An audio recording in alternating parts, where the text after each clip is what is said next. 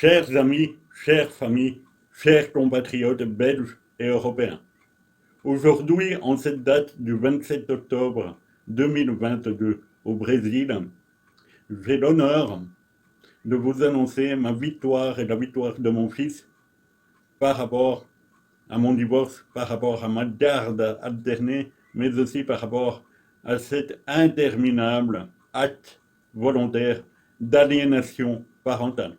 Avant toute chose, je vais utiliser quelques secondes de votre temps pour que vous compreniez bien qu'est-ce que nos ministères publics au Brésil.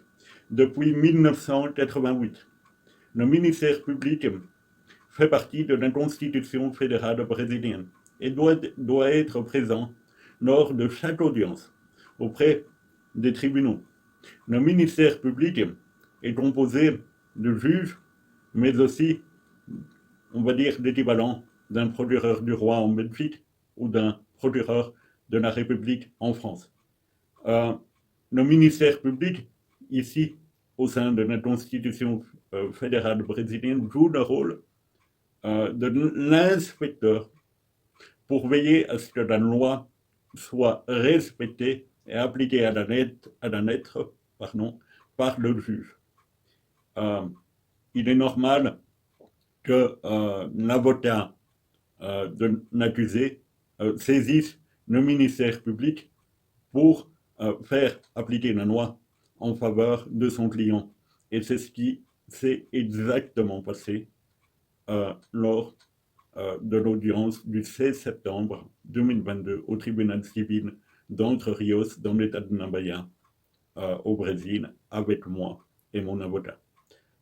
Lors de l'audience du divorce, mon avocat a saisi le ministère public en disant tout simplement que les propos mensongers étaient non mieux qu'à prononcer l'avocat de mon ex-épouse à mon égard, c'est-à-dire et c'est ça le plus grave, il a été dire que la loi Maria da Penha, c'est-à-dire la loi 11-304-06, une loi qui, je le rappelle, est sexiste et anticonstitutionnelle, puisqu'elle favorise uniquement la femme et discrimine l'homme, ce qui est contraire à l'article 5 de la Constitution brésilienne qui garantit les mêmes droits entre les hommes et les femmes face à la loi, mais aussi garantit la présomption d'innocence. Et la présomption d'innocence n'est pas respectée car la femme peut se rendre auprès de la police civile dont un commissariat qui est uniquement réservé aux femmes. C'est pour vous dire, il y a déjà tout indique que c'est uniquement pour elles, et de raconter n'importe quoi, l'homme ne peut pas se défendre. Il reçoit une mesure de protection à respecter, et cette mesure comprend 500 mètres de distance à respecter, aucun contact, aucun coup de téléphone avec la femme qui a porté plainte, la plaignante, mais aussi le reste de sa famille. Ok? Bon.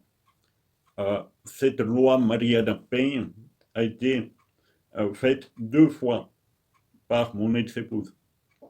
Une fois en 2020, quand elle a quitté le domicile, et qu'elle a kidnappé mon enfant pour se rendre à 4300 km plus au nord. N'oublions pas que le Brésil est un pays continental et que la loi brésilienne dit que le divorce doit se passer dans la ville où est l'enfant, même si l'enfant s'y trouve à moins de 24 heures. Donc, évidemment, fuir à 4300 km, c'était déjà avoir l'objectif de me distancier de mon enfant, mais aussi de distancier mes avocats du sud du Brésil pour pouvoir me défendre dans un tribunal tout au nord. Après, elle est redescendue au nord-est chez ses parents. Et pour finir, c'est dans l'état de la Bahia au nord-est que s'est déroulé le divorce en question. Revenons-en à nos moutons. Le ministère public m'a donné raison sur le fait que la loi Maria da Penha n'a jamais inclus mon enfant. Je le répète encore une fois. La loi Maria da Penha n'a jamais inclus mon enfant. Ce qui veut dire par conséquence qu'il y a eu acte volontaire d'aliénation parentale commise par la géniteur de l'enfant sous l'information erronée de son avocat. Donc c'est son propre avocat qui a menti et il le savait très bien parce qu'il a eu un temps de réplique pour se manifester auprès du tribunal et du ministère public et il n'a pas fait. Donc son temps d'appel, de faire appel, est écoulé. Donc s'il n'a pas fait appel, c'est qu'il savait très bien qu'il a menti.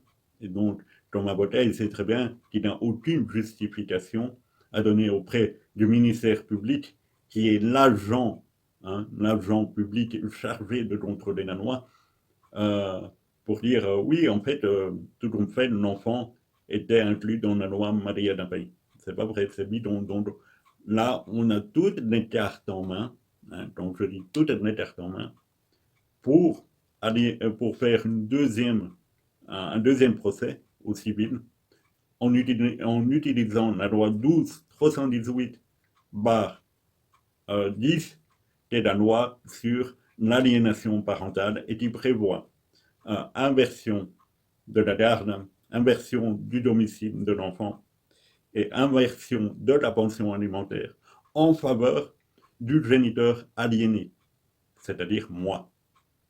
Et comme son avocat a menti sur toute l'année en prétextant que cette fameuse loi Maria Dapin euh, euh, concernait aussi mon enfant et que je ne pouvais pas le voir à cause de ça, ben, ça a tout simplement prouvé une aliénation parentale. Et c'est pour ça qu'il y a 95% de chances qu'en deuxième instance, je gagne simplement l'aliénation parentale, le procès pour aliénation parentale. Entre-temps, j'ai déjà gagné la garde de l'enfant, j'ai gagné le droit d'être avec aux dates commémoratives, hein, aux dates de, par exemple, Noël, Nouvel An, mon anniversaire, la fête des pères, son anniversaire, j'ai le droit. Donc le ministère public a rendu son rapport et me donne le droit de le faire. Et j'ai obtenu le droit de l'appeler de façon illimitée. Donc quand il est avec sa mère durant les jours où je ne l'aurai pas en garde alternée, j'ai le droit d'avoir un contact téléphonique permanent avec lui. Évidemment, je ne vais pas passer des heures au téléphone, mais au moins 10 minutes, 15, 20 par jour en vidéoconférence, évidemment, ça va tout changer. Et ça, évidemment, euh, on me l'a interdit pendant des mois et des mois à cause de Maria Dapin. Donc maintenant, je vais acheter un smartphone pour mon fils avec un abonnement mobile. Et comme ça, je vais lui créer un WhatsApp et va pouvoir rentrer en contact avec moi via WhatsApp quand bien lui chante. Et il va pouvoir m'appeler quand bien lui chante. Et je vais pouvoir t'appeler quand je le désire également. Euh, donc voilà, c'est une excellente nouvelle. Je suis fort fatigué. Il y a des gens qui vont me dire: oh, t'as pas l'air d'être heureux avec ça. Si, mais j'ai perdu 14 kilos. J'ai de graves problèmes de santé dû à ça. Et je suis en train de récupérer d'une grande détresse, une grande dépression, une grande souffrance que j'ai eue pendant 16 mois, presque 17, ce qui représente 40% de la vie de mon enfant. Je ne sais pas si vous imaginez ce que c'est. 40%, toutes mes périodes les plus magiques de la petite enfance, je les ai perdues. Ses premiers pas, ses premiers mots, euh, le, le fait que j'aurais pu lui enseigner le français et que maintenant il parle que le portugais. Donc je vais essayer de rattraper tout ça. Mais voilà, il y a plein de choses que je n'ai pas pu voir. J'ai été coupé du reste du monde en étant qu'à 900 mètres de mon enfant. Je ne sais pas si vous vous imaginez.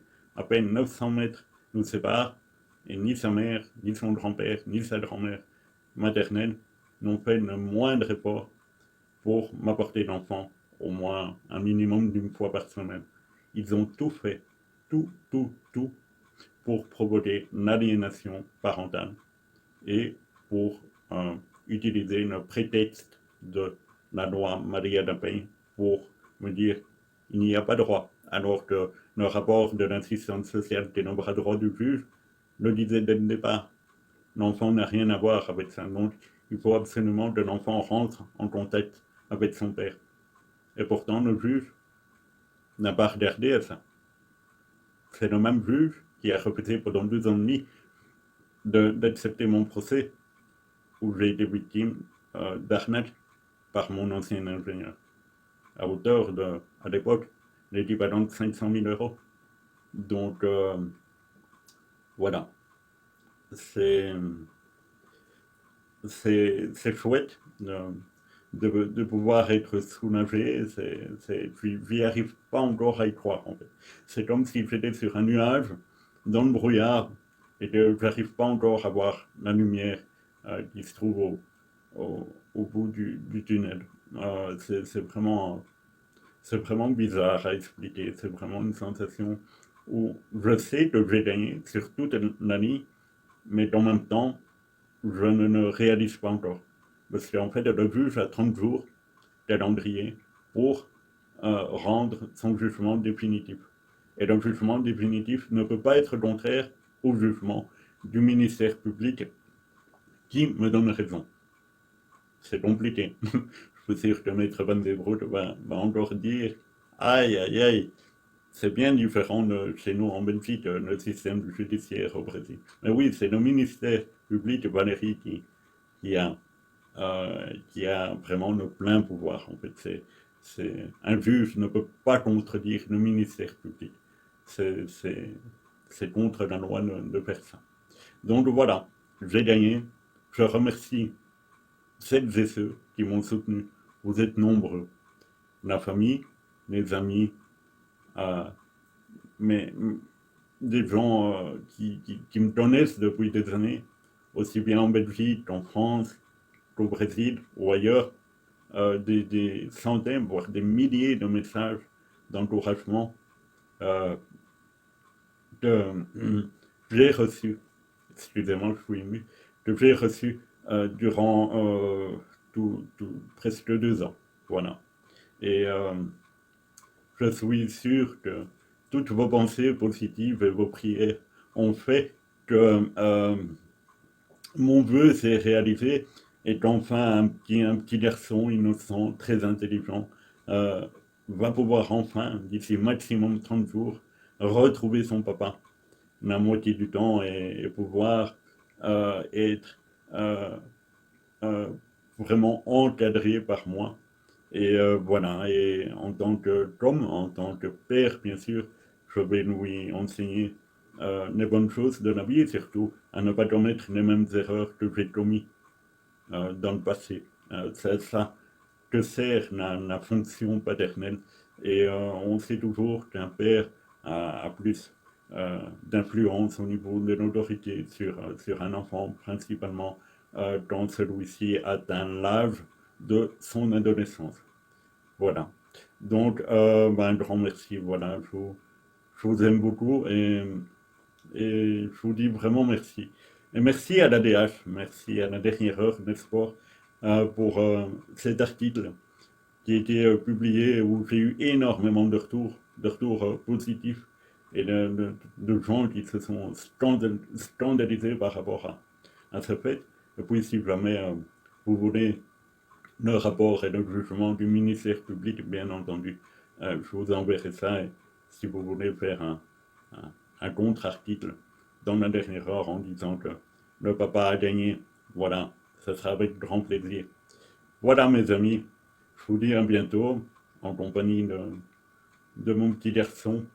Et voilà, en tout cas, j'ai appris une chose dans la vie, c'est qu'on ne peut pas se fier à tout le monde, surtout pas en amour, et qu'on peut être trahi de toutes les formes possibles et inimaginables par une personne avec qui on n'aurait jamais pu penser que ça pourrait arriver, tout simplement.